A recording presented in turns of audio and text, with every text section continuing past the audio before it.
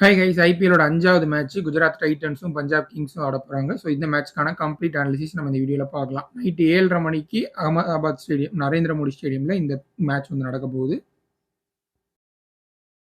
வீடியோக்குள்ள போகிறதுக்கு முன்னாடி நீங்கள் நம்மளுடைய டெலிகிராம் சேனலில் ஜாயின் பண்ணல அப்படின்னா ஜாயின் பண்ணிக்கோங்க. ஜாயின் பண்ணுறதுக்கான லிங்க் வந்து இந்த வீடியோக்குள்ள டிஸ்கிரிப்ஷனில் கொடுத்துருக்கேன். என்னுடைய ஃபைனல் ஸ்மால் லீக் டீம் நான் எந்த டீமை போட்டு விளையாடுறனோ அந்த டீமை டெலிகிராமில் ஷேர் பண்ணுவேன். லாஸ்ட் மினிட்ல ஏதாவது அப்டேட் இருந்துச்சுனாலும் இன்ஃபார்ம் பண்ணுவேன்.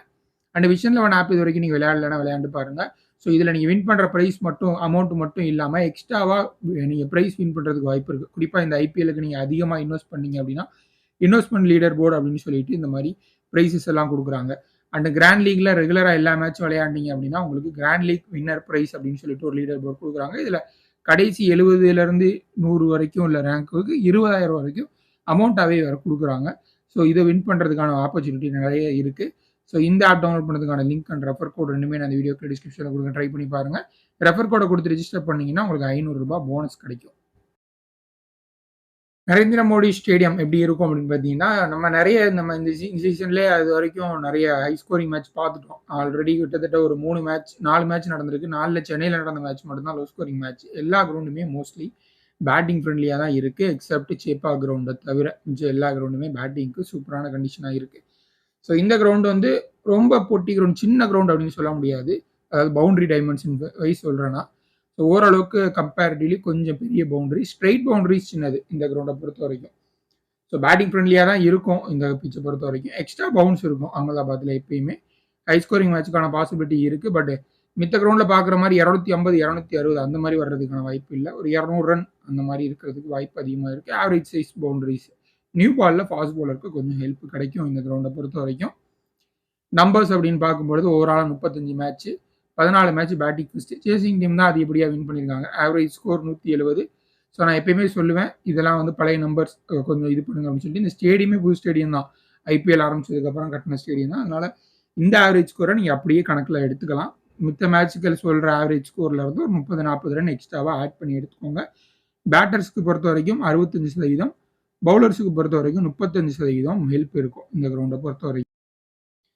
பஞ்சாப் கிங்ஸோட ப்ராபபிள் பிளேயிங் 11 கொஞ்சம் கரெக்டாக பார்த்துக்கோங்க. ஏன்னா ஒரு சில இடத்துல சேஞ்ச் இருக்கிறதுக்கு வாய்ப்பு இருக்குது. அவங்களுடைய fast bowling unit Harshdeep Singh தான் லீட் பண்ணுவார். ஒருவேளை ஓவர்சீஸ் ஃபாஸ்ட் பவுலர் வேணும் அப்படிங்கிற மாதிரி கன்சிடர் பண்ணாங்க அப்படின்னா மார்க்கோ யான்சன் நியூ பாலில் போடுவார். பட் டெத் ஓவர்ஸில் போடக்கூடிய பவுலர்ஸ் இந்த டீமில் ஒரு ஷார்ட்டாக இருக்குது. ஸோ அதனால லாக்கி ஃபெர்குசன் ஆடுவாங்களா அப்படிங்கிறத பார்க்கணும். லாக்கி ஃபெர்குசன் ஆடுனாங்க அப்படின்னா 2 இந்தியன் ஓப்பனர் தான் ஓப்பன் பண்ணுவாங்க. பிரியான்ஸ் ஆர்யா, அதற்கப்புறம் பிரப்சிம்ரன் சிங் ஓப்பன் பண்ணுறதுக்கு வாய்ப்பு இருக்குது. ஒருவேளை லாக்கி ஃபெர்குசன் ஆடலை அப்படின்னா பிரியான்ஸ் ஆர்யாவுக்கு பதிலாக ஜோஸ் இங்கிள்ஸ் ஒரு ஓவர்சீஸ் பேட்டரை ஓப்பன் பண்ண வைக்கிறதுக்கு வாய்ப்பு இருக்குது. இந்தியன் ஃபாஸ்ட் பவுலர்ஸ் பக்கம் போவாங்க. யங் ஃபாஸ்ட் பவுலர்ஸ் பக்கம் ஒரு எக்ஸ்ட்ரா லாக்கி ஃபெர்குசனோட இடத்துல போகிறதுக்கு வாய்ப்பு இருக்குது. ஸோ இது மட்டும் பாசிபிள் சேஞ்ச் இருக்கும் இந்த நான் சொல்லியிருக்கக்கூடிய ப்ராபபிள் லைனப்ல இருந்து. மற்றபடி எந்த வித சேஞ்சும் இருக்காது.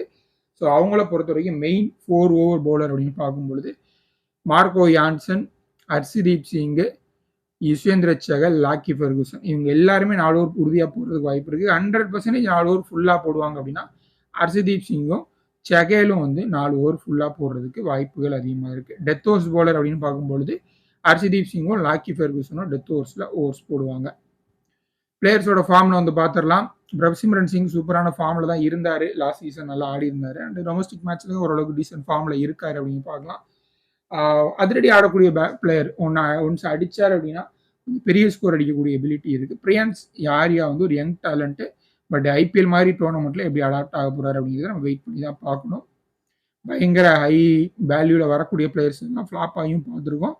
பெரிய அளவில் அந்தளவுக்கு நேம் நமக்கு பெருசாக தெரியாத பிளேயர் கூட ஐபிஎல் வந்து கிளிக் ஆகி பார்த்துருக்கோம். ஸோ அது வந்து ஒரு ப்ராப்ளமாக இருந்திருக்கு. ஸ்ரேயஸ் ஐயர் சூப்பரான ஃபார்மில் இருக்கார். 1 பொசிஷனில் வர்றதுனால ரொம்ப ரொம்ப இம்பார்ட்டண்டான பிக்கு. மார்க்கஸ் ஸ்டோனிஸ் ஓவர்ஸும் போடுவார் அப்படின்னு நினைக்கிறேன். வெயிட் பண்ணி பார்க்கலாம். கொஞ்சம் பேட்டிங் அப்படி ஆர்டர் வர்றதுக்கு வாய்ப்பு இருக்குது. கிளென் மேக்ஸ்வெலோட ஃபார்ம் கொஞ்சம் கன்சர்னாக இருக்குது. அந்தளவுக்கு நல்ல ஃபார்மில் இல்லை. பட் ஸ்டில் வந்து ஐபிஎல் அப்படின்னு வரும்பொழுது ஒரு சில மேட்சஸில் சூப்பராக ஆடி கொடுத்துருவார். சசாங்க் சிங்கை பேட்டிங்கில் மேலே ப்ரமோட் பண்ணுறதுக்கு நிறைய சான்சஸ் இருக்குது. லாஸ்ட் சீசன் ஒரு ட்ரீம் சீசனாக இருந்தது. பஞ்சாப் கிங்ஸ் அவரை ரீட்டெயினும் பண்ணியிருக்காங்க. மார்க்கோ யான்சனுக்கு இந்த கிரவுண்டில் நியூ பாலில் கொஞ்சம் அசிஸ்ட் கிடைக்கிறதுக்கு ஒரு வாய்ப்பு இருக்குது. எக்ஸ்ட்ரா பவுன்ஸும் இருக்கும் இந்த கிரவுண்டில். அது அவருக்கு ரொம்ப சூட்டபுளாக இருக்கும். ஹர்ப்ரீத் பிரார் வந்து விக்கெட் டேக்கிங் பவுலர். ஒரு நிறைய ரைட் ஹேண்டர்ஸ் இருக்கும்போது டக்குன்னு வந்து 1, 2 விக்கெட் எடுத்து குடுத்துருவாரு. பேட்டிங்லயும் ஓரளவுக்கு கான்ட்ரிபியூட் பண்ண முடியும். ஹர்ஷதீப் சிங் நியூ பால்ல கொஞ்சம் ஹெல்ப் கிடைக்கிறதுக்கு வாய்ப்பு இருக்கு. ஃபர்ஸ்ட் பஞ்சாப் கிங்ஸ் பவுலிங் பண்ணாங்கன்னா, கட்டாயம் உங்க டீம்ல எடுத்துக்கோங்க. லாக்கி பெர்குசனும் அதேதான். இந்த பிட்ச் ஃபாஸ்ட்டா போடக்கூடிய பவுலர்ஸ்க்கு ஓரளவுக்கு ஹெல்ப் கிடைக்கும். ஸ்பின்னர்ஸுக்கு பெரிய லெவல் அசிஸ்ட் இந்த கிரவுண்ட்ல இருந்து கிடைக்குமா அப்படின்னு கேட்டா, பிளாக் சாயில் பிட்ச் யூஸ் பண்ணாங்க அப்படின்னா, மேபி கொஞ்சம் அசிஸ்ட் கிடைக்க வாய்ப்பு இருக்கு. மத்தபடி பெரிய லெவல் அசிஸ்ட் இருக்காது. நேகால் வதீரா இம்பாக்ட் பிளேயரா வருவாரு. இவர் 2 டவுன்ல பேட்டிங் பண்றதுக்கு கூட வாய்ப்புகள் நிறைய இருக்கு அப்படின்னு பார்க்கலாம். ப்ரீவியஸ் சீசன்ல மும்பை இந்தியன்ஸ்க்காக ஆடின பிளேயர் ஓரளவுக்கு வந்து இவரால ஆட முடியும். ஓரளவுக்கு நல்ல நம்பர்ஸ் நல்லா ஆடி இருந்தார் லாஸ்ட் சீசனு. ஜிடியோட ப்ராபபிள் பிளேயிங் 11 பட்லரும் சுப்மன் கில்லும் ஓப்பன் பண்ணுவாங்க. Last season Sai Sudharsan open பண்ணிட்டு இருந்தாரு. பட் பட்லர் வந்துட்டதுனால பட்லரும் சுப்மன் கில்லும் ஓப்பன் பண்ணுவாங்க. Sai Sudharsan 1 down, Glenn Phillips 2 down, ராகுல் திவாத்தியா அந்த ஃபினிஷிங் ரோல், ஷாருக் கான் வந்து கடைசியில் அந்த finishing role hard hitting finishing ரோலில் இருப்பார்.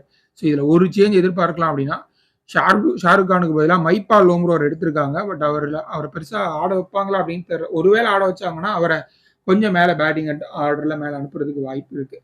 கிளென் பிலிப்ஸுக்கு முன்னாடி அனுப்புறதுக்கு வாய்ப்பு இருக்குது. அதுக்கப்புறம் கரெக்டாக இருக்கும் அவங்களுடைய பேட்டிங் ஆர்டர் அப்படின்னு பார்க்கலாம்.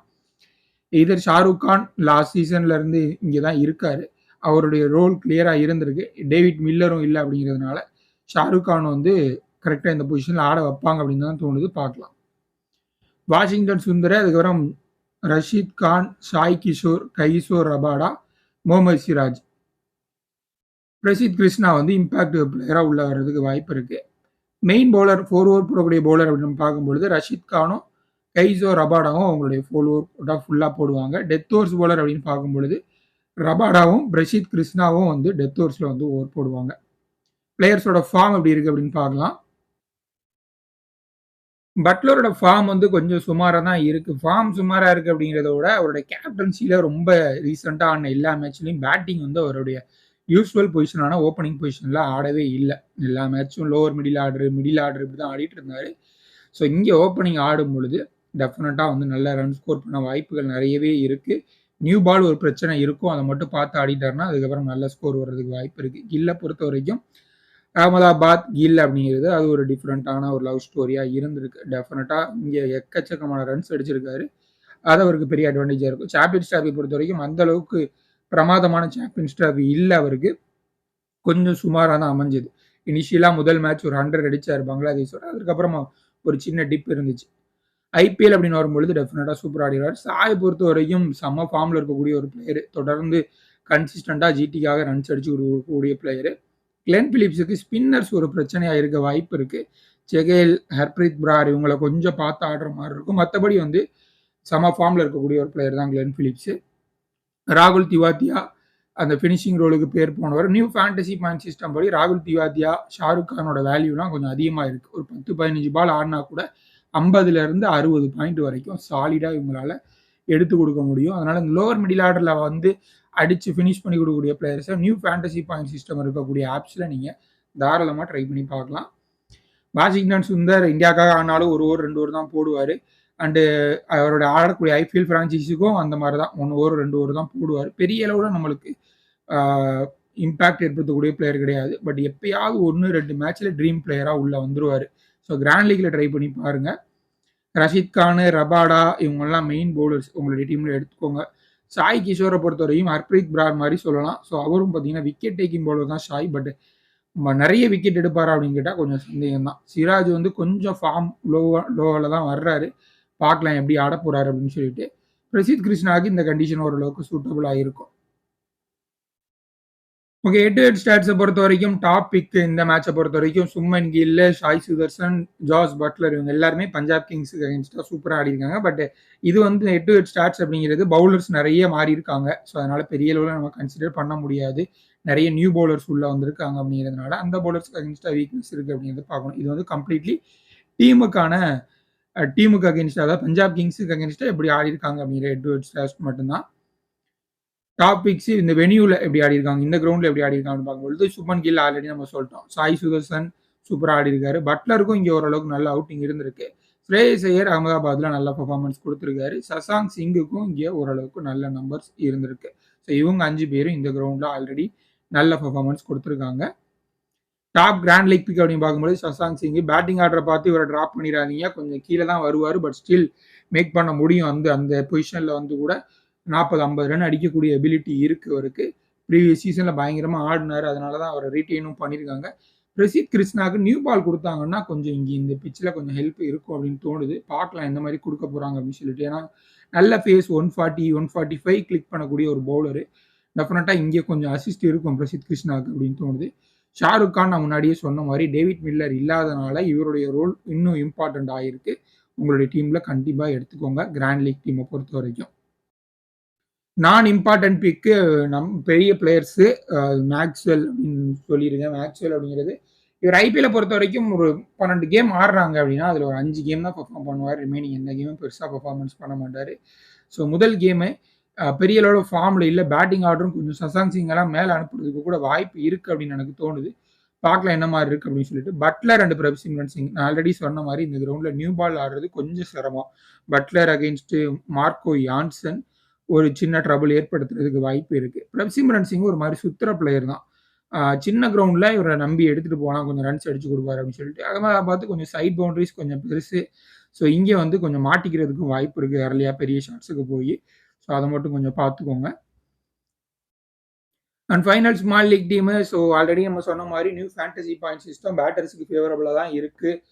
டபுள் த பாயிண்ட் கிடைக்குது 4 சிக்ஸர்ஸ் அடித்தாங்க அப்படின்னா. ஸோ அதனால் முடிஞ்ச அளவுக்கு பேட்டர்ஸ் உள்ளே எடுத்து வச்சு டீம் போட்டுருங்க, அதுதான் பெஸ்ட்டு. பட் ஸ்டில் நான் ஒரு 3 பவுலர்ஸ் எடுத்துருக்கேன். ஸோ இதுவும் உங்களுக்கு கம்ஃபர்டபுளாக இல்லைன்னா ஒரே ஒரு பவுலர் எடுத்துகிட்டு முதல்ல ஆடக்கூடிய இந்த சைடு ஒரு 3 பேட்டர், அந்த சைடு ஒரு 3 பேட்டர் அப்படிங்கிற மாதிரி எடுத்து வச்சுருங்க. அதுதான் பெரும்பாலும் கிளிக் ஆகுது.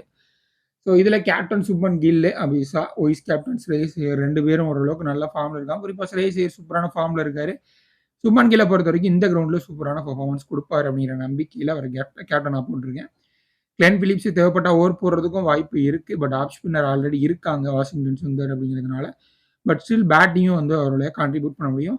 முக்கியமாக கேச்சஸில் டெஃபினட்டாக பாயிண்ட்ஸ் எடுத்து கொடுப்பாரு. கேச்சஸ், ரன் அவுட்ஸ் அப்படின்னு சொல்லிட்டு. ஸோ இதான் என்னுடைய டீம். இதில் ஏதாவது சேஞ்ச் இருந்துச்சு அப்படின்னா ஃபைனல் டீம் நான் டெலிகிராம் சேனலில் தர்றேன், ஜாயின் பண்ணிக்கோங்க.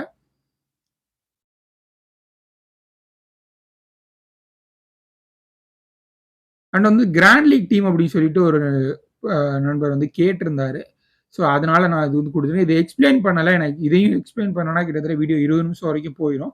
ஸோ இதான் இந்த மேட்சுக்கான என்னுடைய 2 grand league team. So interest இருக்கவங்க ட்ரை பண்ணி பாருங்கள். ஒரு சின்ன கான்செப்டில் தான் யோசிச்சு எடுத்திருக்கேன். கிளிக் ஆக வாய்ப்பு இருக்கும்னு நினைக்கிறேன். பார்க்கலாம், ட்ரை பண்ணி பாருங்கள். ஸோ இதே மாதிரி கிராண்ட் லீக் டீம் வேணும்னா சொல்லுங்கள். அடுத்து வரக்கூடிய வீடியோஸில் வந்து நம்ம ஆட் பண்ணிக்கலாம். எத்தனை கிராண்ட் லீக் போடுறீங்க அப்படிங்கிறது எனக்கு தெரியாது. ஸோ எத்தனை டீம் வேணும் அப்படின்னு சொன்னீங்கன்னா நான் வந்து அதுக்கேற்ற மாதிரி டீம்ஸ் எடுத்து கொடுத்துருவேன். இந்த 2 டீமும் நீங்கள் உங்களுடைய கிராண்ட் லீக்கில் நீங்கள் ட்ரை பண்ணி பார்க்கலாம். இல்லை இதிலேயே 1-2 சேஞ்ச் பண்ணி கூட நீங்கள் ட்ரை பண்ணி பார்க்கலாம். நன்றி. டெலிகிராம் சேனலில் மறக்காமல் ஜாயின் பண்ணிக்கோங்க. நன்றி.